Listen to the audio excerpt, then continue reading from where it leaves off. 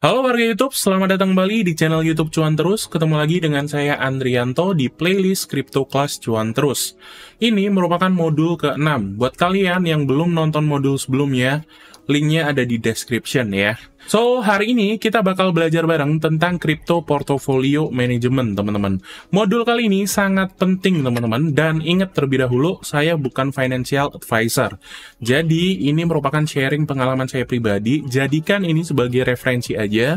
Jangan dicontoh mentah-mentah sebelum kalian melakukan research terlebih dahulu ya. So, nggak perlu basa-basi terlalu lama lagi. Kita langsung masuk aja ke materinya. Selamat datang di materi Crypto Portfolio Management, teman-teman. Modul ini sengaja saya buat sebelum kita masuk dalam materi membeli aset kripto pertamamu. Karena modul ini sangat penting, teman-teman.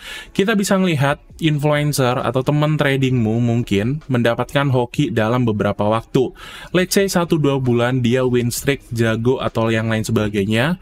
Namun di bulan berikutnya dia bangkrut karena tidak bisa mengatur portofolio atau risk manajemennya tidak dijaga.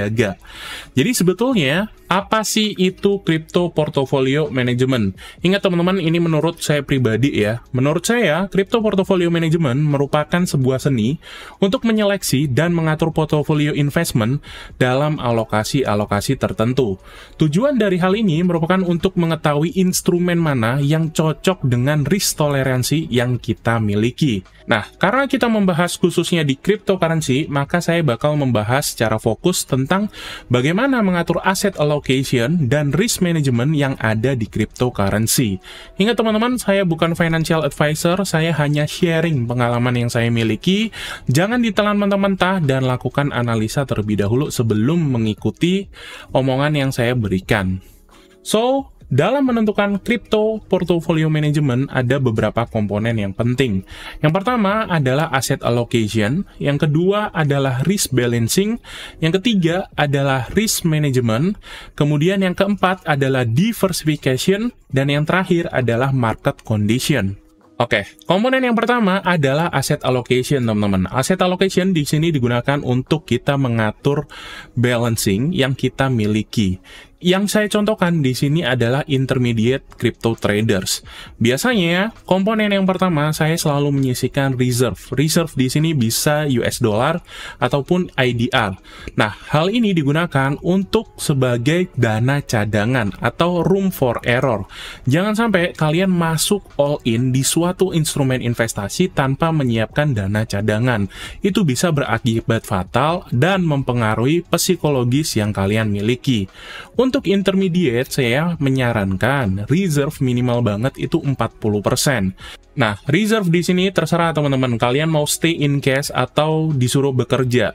Kalau kalian newbie, saya saranin ya bisa di stay in cash atau mungkin di staking US dollar. Nah, kalau kita tahu di crypto exchange ada banyak banget earning US dollar stablecoin. Itu API-nya sekitar 4-6% tergantung dari exchange-nya. Kalau kalian profesional ya kalian bisa main DeFi. Jadi LP di beberapa pool. Yang kedua, mungkin allocation untuk spot trading itu bisa 30%. Untuk futures trading bisa 20% atau 15%. Dan yang lainnya, mau mainan di DeFi, NFT, coin meme, dan lain sebagainya, bisa 10% ataupun 15%. Tergantung aset allocation dari yang futures tadi. Yang kedua adalah rebalancing. Strategi ini harus selalu digunakan secara teratur untuk mempertahankan alokasi dan target dari goals investasi kita. Seperti yang kita tahu, asset allocation kita di cryptocurrency itu terbagi menjadi beberapa bagian. Sometimes ada yang outperform, ada juga yang minus. Nah, gunanya rebalancing ini untuk mengatur supaya komponen dalam portofolio kita itu selalu stabil dalam goals investasi yang kita tuju. Yang ketiga adalah risk management. Hal ini menjadi komponen yang sangat penting dan hanya kalian yang bisa menjawabnya. Berapa resiko toleransi yang bisa kalian terima?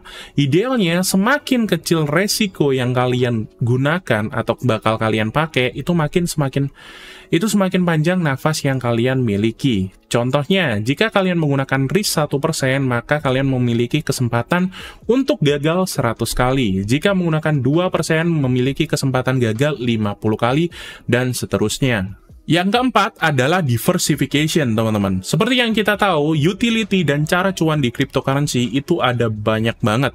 Guna dari diversification di sini adalah untuk menyesuaikan risk tolerance dan asset allocation yang kita cadangkan di bagian asset allocation. Contohnya yang tadi intermediate ada 10%. Nah, asset allocation tersebut kita bisa masukkan ke beberapa utility. Contohnya seperti DeFi, bisa NFT, bisa memes coin, dan yang lain sebagainya. Nah, yang kelima adalah consideration of market condition.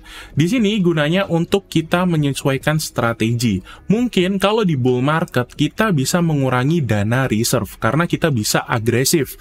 Semua koin yang ada di cryptocurrency berpotensi untuk naik. Jadi buat apa kita cash banyak-banyak? Nah, kalau di bear market kita harus switching juga. Reserve-nya mungkin ditambahi bisa 70%.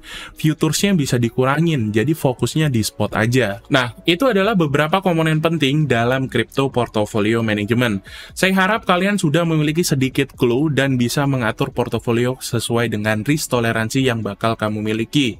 Kita bakal ketemu lagi di modul selanjutnya. Kemungkinan besar kita bakal mulai membeli aset kripto pertama.